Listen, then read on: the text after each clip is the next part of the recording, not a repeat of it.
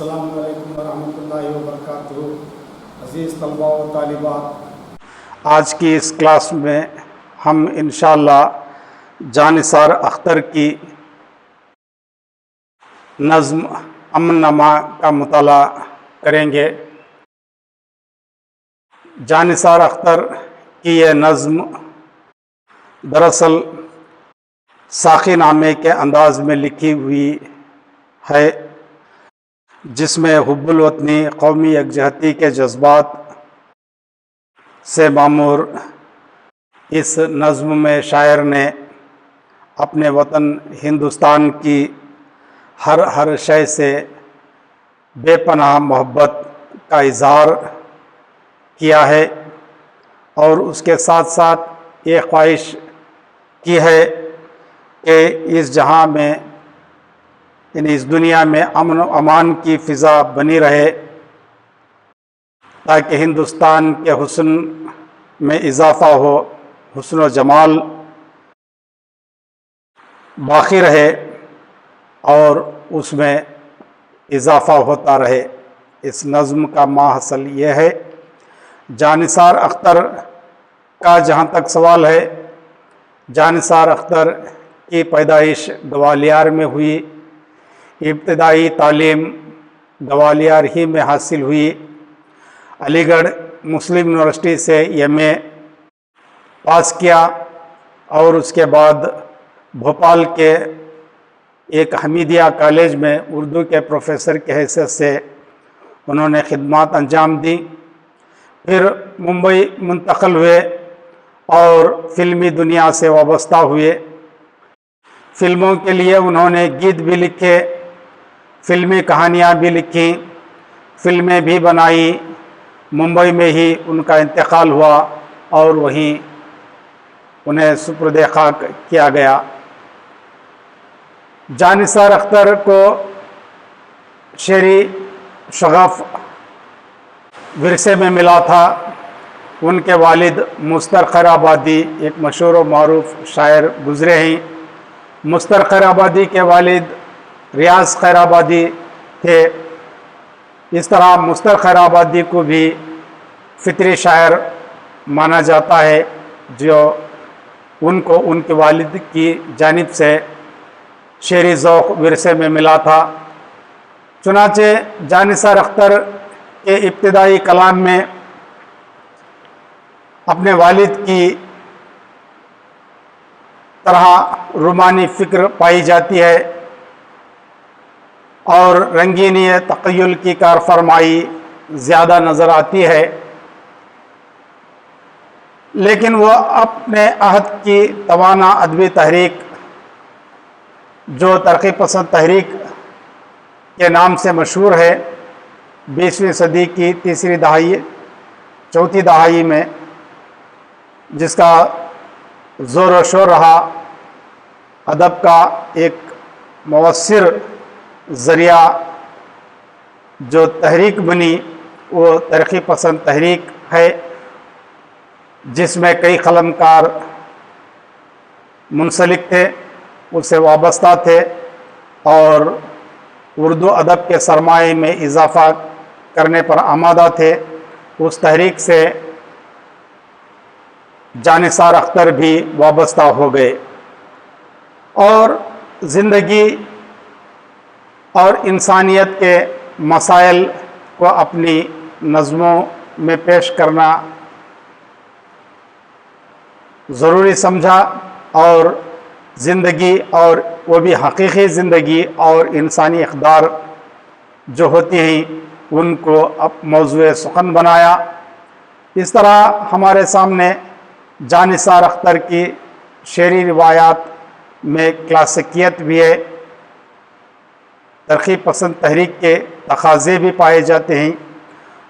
اس کے علاوہ ان کے کلام میں اسلوب بیان کی تازگی ہے، جدت ہے، ندرت ہے، جو شاعری کے تقاضوں کو پورا کرتی ہے۔ یوں تو جانثار اختر کے کئی شعری مجموعے ہیں، جن میں سلاسل، جاویداں، گھر آنگن، پچھلے پہر قابل ذکر ہیں۔ لیکن ان میں پچھلے پہر کو بہت ہی شہرت حاصل ہوئی. پچھلے پہر حالانکہ جانثار اختر کا ایک چھوٹا سا شعری مجموعہ ہے، لیکن اس میں ایسی غزلیات اور ایسی نظمیں پائی جاتی ہیں جو جانثار اختر کی شعری کائنات میں اضافہ کرتی ہیں اور ان کو عظمت و وقت بخشتی ہیں. یہاں جو نظم رکھی گئی ہے، جیسا کہ میں نے کہا، امن نامہ کے نام سے ہے، مثنوی کی حیت میں ہے، ساقی نامے کے انداز میں لکھی ہوئی ہے، اور اس کے تعلق سے بھی میں نے کہا کہ اس میں حب الوطنی کا جذبہ ہے، قومی یکجہتی ہے،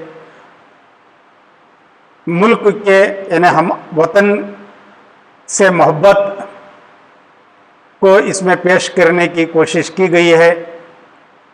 اب وطن سے محبت کا جہاں تک سوال ہوتا ہے، وطن سے کی محبت کے تقاضے کہ وہاں کی سرزمین سے، وہاں کے لوگوں سے، وہاں کے قوموں سے، وہاں کے عمارتوں سے، وہاں کے گلی کوچوں سے، باغات سے، عمارات سے، تمام سے محبت ہو، تب کہیں جا کر محبت کا اظہار کیا جا سکتا ہے. قوموں میں تفریق کیے بغیر تمام قوموں میں محبت تلاش کرنی ہے اور تمام قوموں کو محبت کا درس دینا ہے. ہر ایک شے میں اچھائی کا پہلو دیکھنا پڑتا ہے اور اس سے اپنی بے پناہ محبت کا اظہار بھی کرنا پڑتا ہے. تب کہیں جا کر حب الوطنی کا جذبہ ہمارے اندر پیدا ہو سکتا ہے اور قومی یکجہتی یعنی جسے نیشنل انٹیگریشن کہتے ہیں، وہ جذبات ہمارے اندر پیدا ہو سکتے ہیں. حب الوطنی سے مراد پیٹریٹزم یعنی وطن سے محبت. ہم جس جگہ ہوتے ہیں، جس ملک کے ہوتے ہیں، وہ وہاں کی اس ملک سے محبت کرنا ضروری ہوتا ہے. کہا جاتا ہے کہ ایمان کا تقاضا بھی یہی ہے کہ ہم اپنے وطن سے محبت کریں. اور قومی یگانگت، قومی یکجہتی، اتحاد و اتفاق کے جذبے سے ہمارے اپنے دلوں کو معمور کریں. حب الوطنی پیٹریٹزم کے گیت تمام زبانوں میں گائے جاتے ہیں. اردو ایک ایسی زبان ہے جس میں زیادہ ہی حب الوطنی کے نغمے پائے جاتے ہیں، حب الوطنی کے جذبے دیکھے جا سکتے ہیں. اور قومی یکجہتی کا معاملہ بھی یہی ہے. اردو ایک ایسی زبان ہے جو اتحاد و اتفاق کا درس دیتی ہے، جسے گنگا جمنی تہذیب قرار دیا جاتا ہے. یہ مخلوط زبان ہے، تمام قوموں کے جذبات اس میں پائے جاتے ہیں. یا قوموں سے ہٹ کر میں صرف بات کرتا ہوں حب الوطنی کی اور قومی یکجہتی کی. قومی یکجہتی کے نغمے اردو میں ہمارے شعراء اکرام نے گائے ہیں، محبت کا پیغام دیا ہے، محبت کا درس دیا ہے، حب الوطنی کے نغمے گائے ہیں. اسی طرح یہاں اس نظم میں جانثار اختر نے حب الوطنی اور قومی یکجہتی کے تعلق سے پیغام دیا ہے. حب الوطنی کا نغمہ سنایا ہے جو امن نامہ کے نام سے مشہور ہے. تو میں یہاں ایک مرتبہ نظم پڑھتا ہوں، غور کریں، غور سے سنیں شاعر کیا کہنا چاہتا ہے. پلا ساقیہ بادئے خانہ ساز کہ ہندوستاں پر ہے، کہ ہندوستاں پر رہے ہم کو ناز.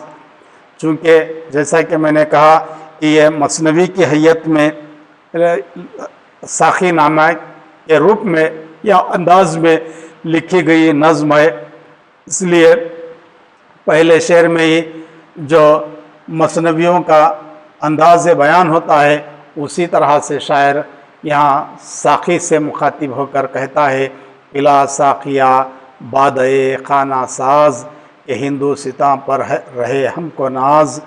محبت ہے خاک وطن سے ہمیں محبت ہے اپنے چمن سے ہمیں، ہمیں اپنی صبحوں سے شاموں سے پیار، ہمیں اپنے شہروں کے ناموں سے پیار، ہمیں پیار اپنے ہر ایک گاؤں سے، گھنے برگدوں کی گھنی چھاؤں سے، ہمیں پیار اپنی عمارات سے، ہمیں پیار اپنی روایات سے، اٹھائے جو کوئی نظر کیا مجال، تیرے رند لیں بڑھ کے آنکھیں نکال، سلامت رہیں اپنے دشت و دمن، رہے گنگناتا ہمارا گگن، نگاہیں ہمالا کی اونچی رہیں، سدا چاند تاروں کو چھوتی رہیں، رہے پاک گنگو تری کی پھبن، مچلتی رہے زلف گنگو جمن، رہے جگمگاتا یہ سنگم کا روپ،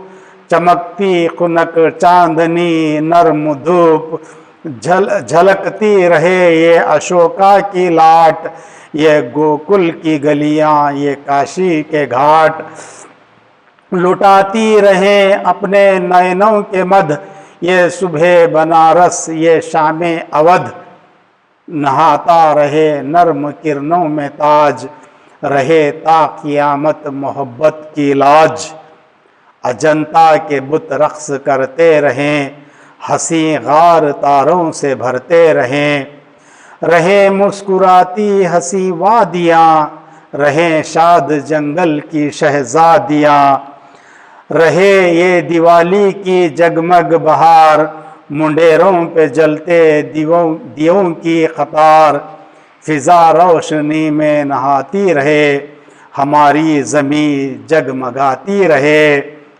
رہے آسماں پر دمکتا ہلال، رہے عید کا مسکراتا جمال، گلے سے گلے لوگ ملتے رہیں، دلوں کے جواں پھول کھلتے رہیں، رہے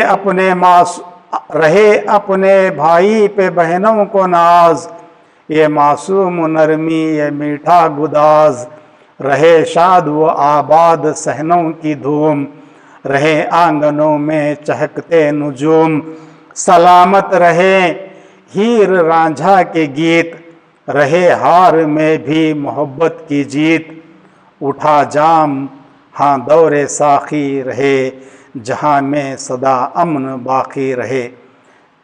تو یہاں نظم ختم ہوتی ہے۔ عزیز طلباء و طالبات، جیسا کہ میں نے کہا وطن سے محبت ضروری ہے، وطن سے محبت کا درس یہاں پر شاعر نے دیا ہے، قومی یعنی حب الوطنی کے جذبے کو پیدا کرنے کی یہاں پر کوشش کی گئی ہے۔ میں نے کہا وطن سے محبت ضروری ہے۔ شیخ سعدی رحمۃ اللہ علیہ کا، مولانا روم رحمۃ اللہ علیہ کا، معاف کیجئے، شیخ سعدی رحمۃ اللہ علیہ کا کہنا ہے، ہر ملک معاست کے ملک خدائے معاست، کوئی بھی ملک کیوں نہ ہو وہ میرا ملک ہے، کیونکہ وہ میرے خدا کی ملکیت ہے۔ یہاں سارے علامہ اقبال نے کہا ہندی ہیں ہم وطن ہے، ہندوستاں ہمارا کہا تھا۔ اس کے بعد علامہ اقبال نے کہا کہ ہندی ہے ہم وطن، مسلم ہیں ہم وطن ہے، سارا جہاں ہمارا۔ یہ اپنی جگہ ہے، لیکن سارے جہاں سے اچھا ہندوستاں ہمارا، ہم بلبلیں ہیں اس کی یہ گلستاں ہمارا، وہ بھی قومی ترانہ ہے۔ بہت اچھے انداز میں علامہ اقبال نے یہاں کی ہر ایک چیز کو بیان کیا ہے۔ یہاں جو نظم ہے، میں راست اس نظم کی طرف آتا ہوں، وضاحت کرتے ہوئے دو چار جملوں میں آگے بڑھنے کی کوشش کروں گا۔ شروع سے ایک مرتبہ نظم دیکھیں۔ پلا ساقیہ بادئے خانہ ساز، یہ ہندوستاں پر رہے ہم کو ناز۔ ساقی سے مراد یہاں شراب پلانے والا، بادئے خانہ ساز، بادہ کہتے ہیں شراب کو، خانہ ساز یعنی گھر کی بنی ہوئی۔ شاعر یہ شراب پلانے کی بات کرتا ہے، اے ساقی گھر میں بنی ہوئی شراب پلا۔ یہ سے مراد یہاں پر یہ ہے کہ یہ طریقہ کار شروع کرنے کا مثنویوں کو ساقی نامہ کے روپ میں ہوا کرتا ہے۔ تو شاعر یہاں پر شراب نہیں مانگتا، بلکہ وہ طریقہ کار ہے کہ گھر کی بنی ہوئی شراب ساقی نامے کے طرز پر لکھی ہوئی یہ مثنوی ہے، اس لیے وہ شروع کرنے کی بات کہتا ہے۔ موضوع کی مناسبت سے وہ مثنوی کے تقاضوں کو پورا کرنے کے لیے شراب مانگتا ہے۔ اس کا مطلب یہ نہیں کہ شراب پی کر وہ مثنوی لکھنا چاہتا ہے، ہندوستان پر ناز کرنا چاہتا ہے۔ وہ طریقہ کار ہے ساقی نامہ لکھنے کا۔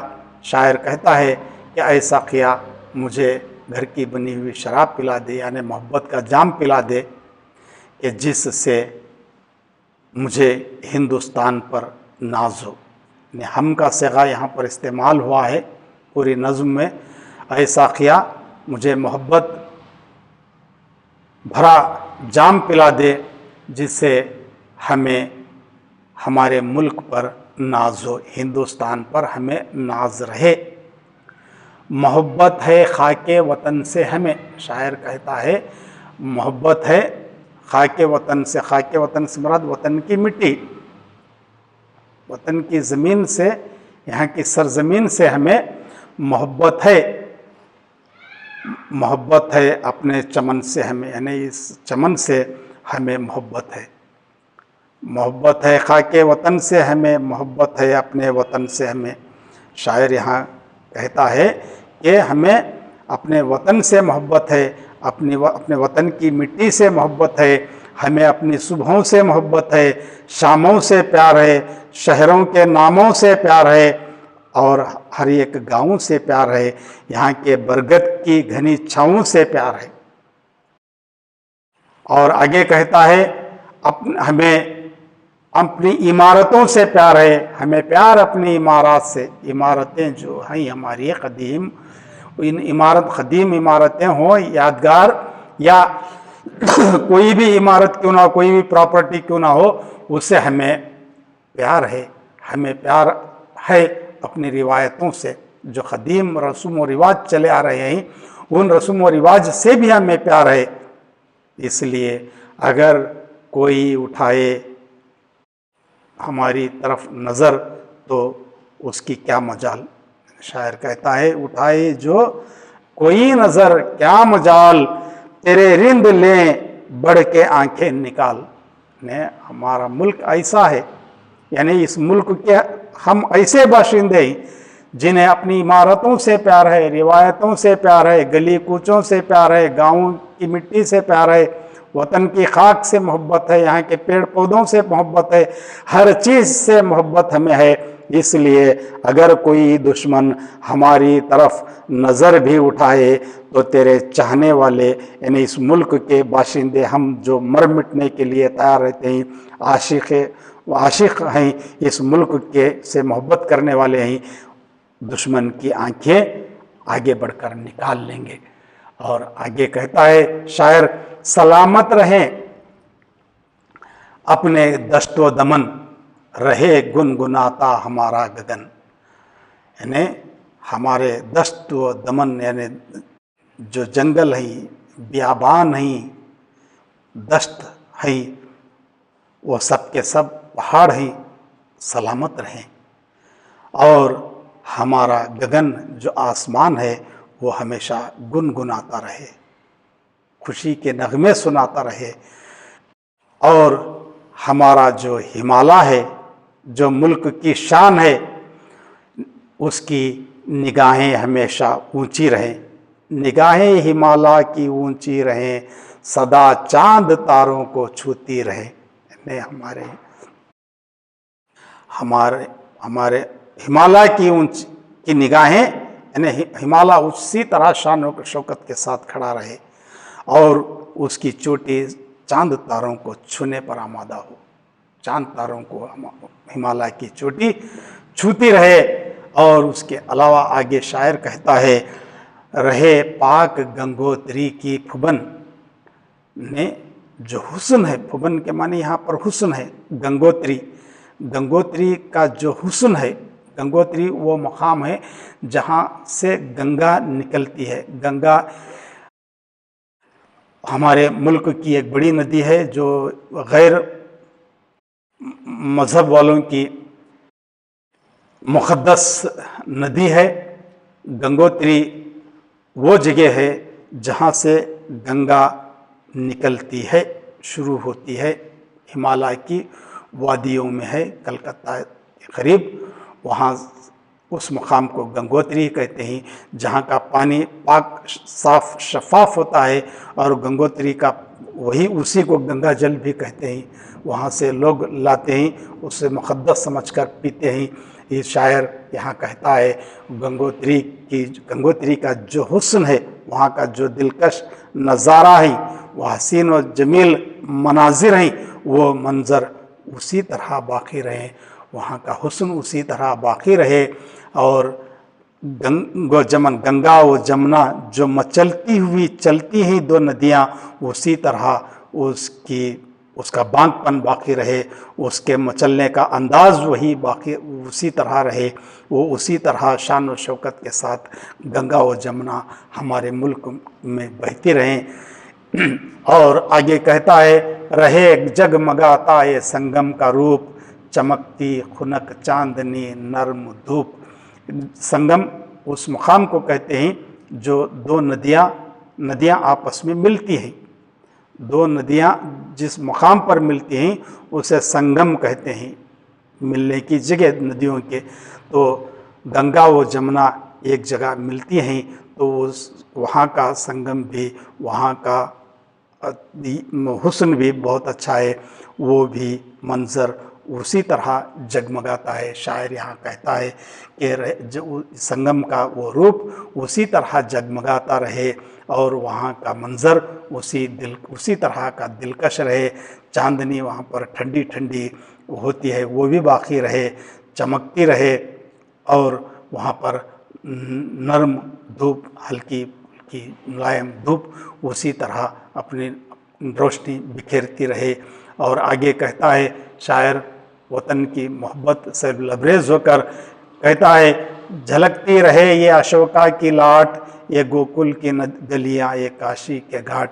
اشوکا کی جو لاٹ ہیں وہ اسی طرح جھلکتی رہیں. اور گوکل کی گلیاں، گوکل اس مقام کو کہتے ہیں جس مقام پر کرشنا کی پیدائش ہوئی تھی. کاشی مقدس مقام ہے ہندوؤں کے لیے، وہ پوجا پاٹ کے لیے ہندو لوگ وہاں پر جاتے ہیں. وہ مقام بھی اسی طرح باقی رہے، وہاں اسی طرح کی دلکشی باقی رہے. اور آگے شاعر کہتا ہے لٹاتی رہیں اپنے نینوں کے مدھ، یہ صبح بنارس یہ شام اودھ. یہاں دو باتیں ہیں، دیکھیے یہاں صبح بنارس اور شام اودھ دو مقامات ہیں، بنارس اور اودھ جو تاریخی ہیں.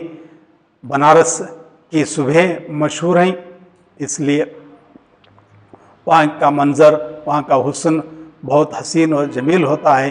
اس لیے بنارس کی صبح اور اودھ کی شام، اودھ میں جو بادشاہ نواب ہوا کرتے تھے وہاں شام کو محفلیں سجتی تھیں، اس لیے اودھ کی شامیں مشہور ہیں. بنارس کی صبح اور اودھ کی شامیں اسی طرح اپنے نینوں سے مدھ لٹاتی رہیں. اور آگے کہتا ہے شاعر کہ مدھ سے مراد یہاں پر نشہ، خمار، اپنے آنکھوں سے وہی نشہ لٹاتی رہیں، صبح بنارس کی صبح اور اودھ کی شامیں. اور آگے شاعر کہتا ہے کہ نہاتا رہے نرم کرنوں میں تاج، رہے تا قیامت محبت کی لاج. شاعر یہاں یہ کہنا چاہتا ہے کہ تاج محل جو محبت کی نشانی ہے آگرہ میں ہے، وہ اسی طرح نرم نرم کرنوں سے وہ نہاتا رہے. اور جو محبت کی وہ لاج ہے، شاہجہاں نے ممتاز کی یاد میں جو محل تعمیر کیا تھا وہ محبت کی نشانی ہے. اسے پچھلی کلاس میں نے کہا تھا، ایک شہنشاہ نے بنوا کے حسین تاج محل وہ اس کا اپنا خیال تھا صاحب لدھیانوی کا، لیکن یہ ایک محبت کی ایسی نشانی ہے جو ہمیشہ باقی رہنے والی ہے اور محبت کی لاج رکھنے والی ہے۔ ایک بادشاہ کی محبت اپنی ملکہ سے جو ممتاز تھی، اس کے انتقال کے بعد جو محل تعمیر کیا گیا وہ تاج محل کے نام سے مشہور ہے، آگرہ میں ہے۔ نرم کرنوں سے وہ تاج یوں ہی نہاتا رہے۔ اور آگے شاعر کہتا ہے، اجنتا کے بت رقص کرتے رہے، حسین غار تاروں سے بھرتے رہے۔ یعنی اجنتا اور ایلورا دو اہم مقامات ہیں جہاں کی بت گری مشہور ہے، جہاں کی مصوری بہت مشہور ہے، نقش و نگار پتھروں پر وہاں جو کیا گیا ہے وہ بہت ہی دلکش ہے۔ بت وہاں کے جو بت گری ہے اور جو مجسمے ہیں وہ بہت مشہور ہیں، اس لیے اجنتا اور ایلورا دو بہت ہی اہم مقامات ہیں۔ مصوری کے اعتبار سے شاعر چاہتا ہے اجنتا کے بت یوں ہی رقص کرتے رہیں اور حسین غار تاروں سے بھرتے رہیں۔ وہاں اجنتا میں مشہور غار بھی ہیں، ان غاروں کو ہی اجنتا کہا جاتا ہے۔ یعنی اجنتا وہ مقام ہے، وہ غار ہیں۔ اورنگ آباد کے پاس جو مصوری کے اعتبار سے بہت مشہور و معروف ہیں، شاعر کی خواہش ہے کہ وہ اسی طرح سے جگمگاتے رہیں، وہاں ان کے حسن میں اضافہ ہوتا رہے، وہ وہاں کے بت رقص کرتے رہیں۔ اور آگے شاعر کہتا ہے کہ رہیں مسکراتی ہنسی وادیاں، رہیں شاد جنگل کی وادیاں۔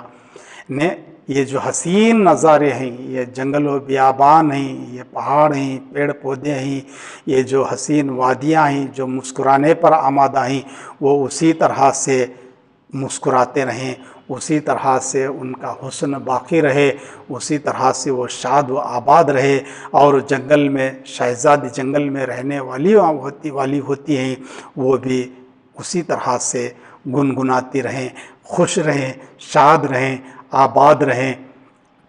اور اس کے بعد شاعر کہتا ہے کہ رہے یہ دیوالی کی جگمگ بہار، منڈیروں پہ جلتے دیوں کی قطار۔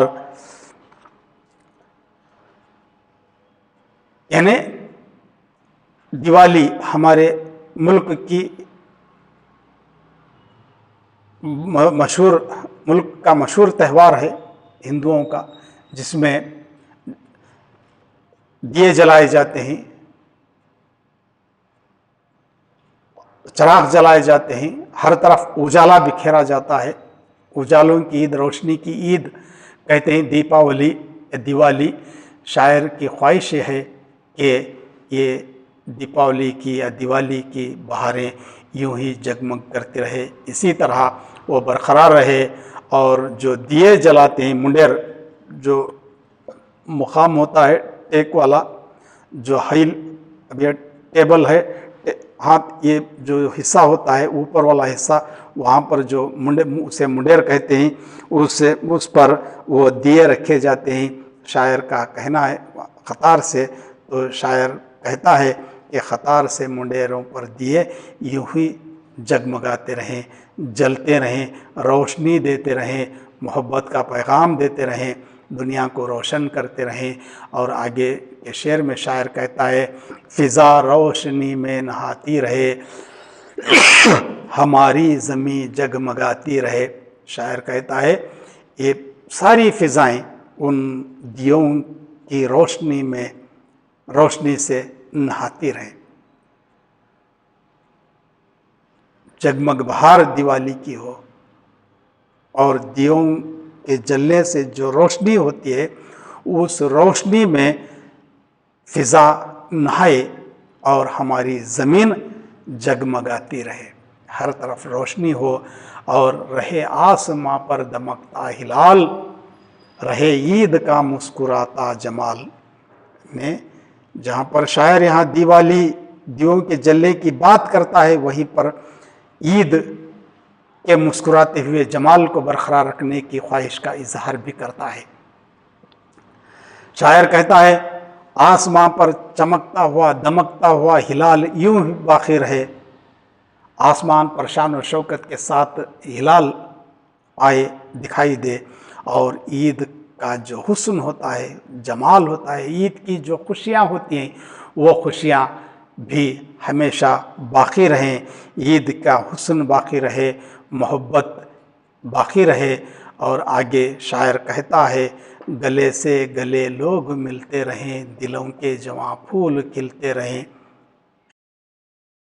यानी जहाँ पर शायर दिवाली की रोशनी से फ़िज़ा में रोशनी देखना चाहता है, यहाँ ईद का वही हुस्न देखना चाहता है, वही नज़ारा देखना चाहता है, वही कैफियत देखना चाहता है। ईद का हुस्न जमाल भी उसी तरह से बरकरार रहने की ख्वाहिश करता है। कहता है, लोग खुशियाँ मनाएं, पहनें, ओढ़ें, खुशियाँ मनाते रहें और आपस में गले से गले मिलते रहें, यानी मिलाते रहें, और जो दिलों के फूल होते हैं वो भी खिलाते रहें। यानी भाईचारगी को बढ़ावा दें, मोहब्बत आम करें, गले से गले लोग मिलते रहें। ये यानी ईद की बहार भी उसी तरह की हो, दिवाली भी उसी तरह हो, यहाँ कोई फ़र्क ना हो। और आगे शायर कहता है, रहे अपने भाई पे बहनों को नाज, ये मासूम नरमी ये मीठा गुदाज। बहुत अच्छे अंदाज में शायर कहता है, यहाँ ये हमारा मुल्क ऐसा मुल्क है जहाँ पर अभी इंसानियत बाकी है, रिश्ते नाते बाकी हैं। बैरूनी ममालिक में, यूरोपियन कंट्रीज़ में ये तमाम जो रिश्ते हैं और इक़दार हैं, सोशल वैल्यूज़, मॉरल वैल्यूज़ हैं, वो ख़त्म होते जा रहे हैं, या यूँ भी कहा जा सकता है कि ख़त्म हो गए हैं।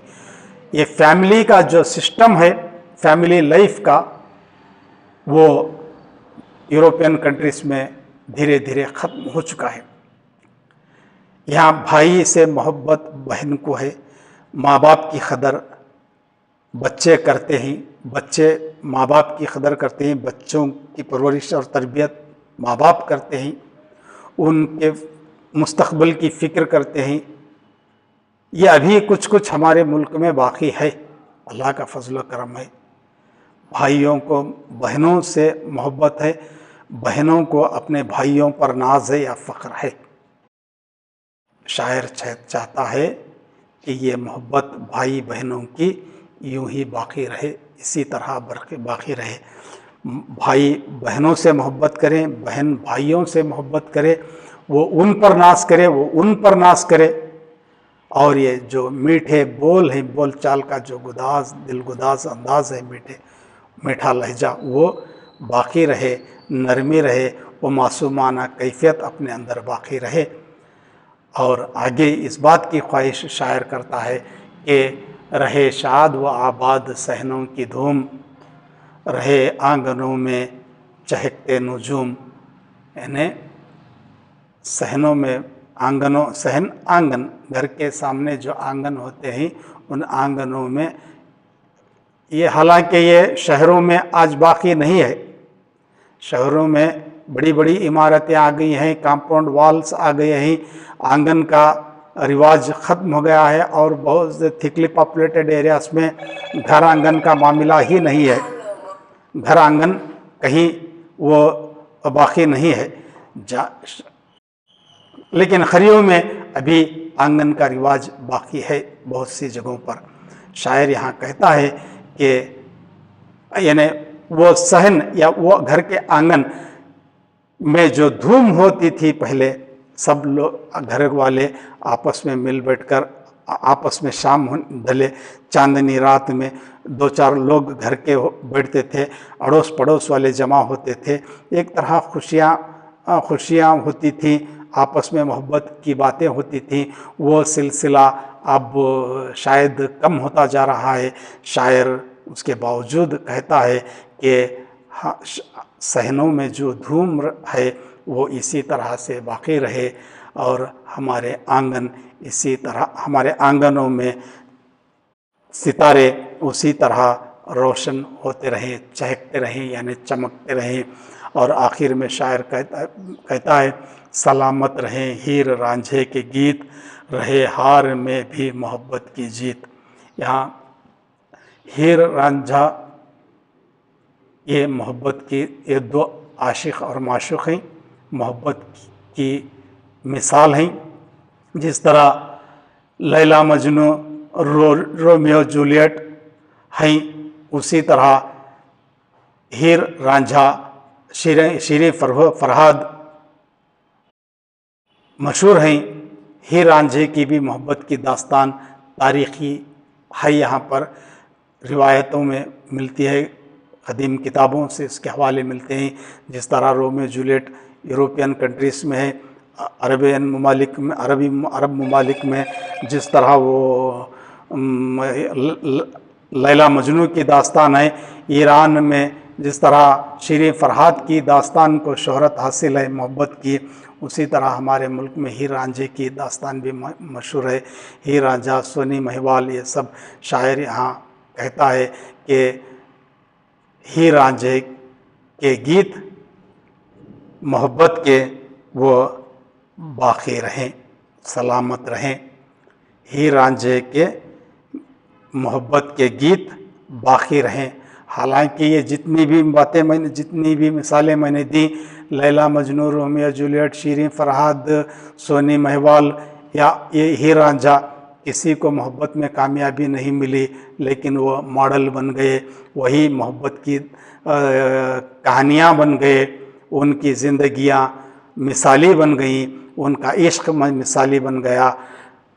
اس لیے شاعر کہتا ہے حالانکہ ان کی ہار ہوئی، اس کے باوجود ان کی وہ ہار ہیر رانجھے کی ہو، لیلا مجنو کی ہو، شیریں فرہاد کی ہو، سونی مہیوال کی ہو یا رومیو جولیٹ کی ہو، وہ تمام محبت میں ہارے لیکن محبت میں کامیاب نہیں ہوئے، اس کے باوجود وہ محبت کی جیت قرار پائے، لہذا وہ مثالی بنے۔ شاعر یہاں پر یہ کہتا ہے کہ ہیر رانجھے کے گیت باقی رہیں اور ان کی محبت کی جیت جو ہار میں مضمر ہے وہ باقی رہے۔ اور آخر میں شاعر نظم کا اختتام، جیسا کہ ساقی نامے کی شروعات میں کرنے کا رواج ہے، اسی طرح سے یہاں کہتا ہے، وہاں پلا ساقیا کہتے ہوئے پلا ساقیا بادئے خانہ ساز کہتا ہے۔ یہاں اب اختتام پر اسی روایت کو ملحوظ رکھتے ہوئے شاعر، اٹھا جام ہاں دور ساقی رہے، جہاں میں صدا امن باقی رہے۔ اے ساقیہ اب جام کا سلسلہ ختم کر دے، یہ سلسلہ یوں ہی چلتا رہے تاکہ محبت، امن ہمیشہ اس دنیا میں قائم رہے۔ انہیں پوری نظم کا نچوڑ یہی ہے کہ شاعر نے محبت سے معمور اپنے جذبات کی عکاسی کرتا ہے کہ ہند ملک کی شان و عظمت یوں ہی برقرار رہے، یہاں کی آبادیوں میں محبت ہو،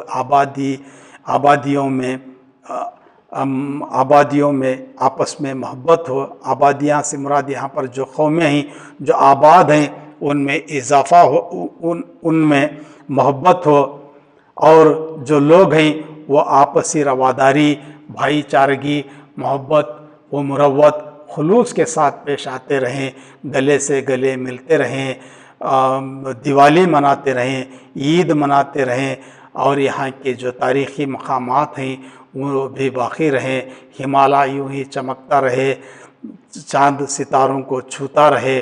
اس طرح سے شاعر سلامتی کی دعا کرتا ہے اور اپنے وطن سے محبت کے گیت گاتا ہے۔ عزیز طلباء و طالبات، میں یہاں پر دو چار باتیں کہنا ضروری سمجھتا ہوں اس کے ضمن میں کہ شاعر نے جو سوالات یہاں پر آخر میں دیے گئے ہیں ان سوالات کو نوٹ کر لیں۔ شاعر نے کس سے بادہ پلانے کی فرمائش کی اور کیوں؟ یہاں شاعر نے ساقی سے بادہ پلانے کی فرمائش کی ہے، اس لیے کہ وہ खाना ज़ाद है, यानी घर में बनाई हुई है। यहाँ इससे मुराद ये है कि साखी नामे के रूप में ये नज़्म है। साखी नामा की इब्तिदा में उमूमन शराब पिलाने का ज़िक्र किया जाता है, और यहाँ जो कहा है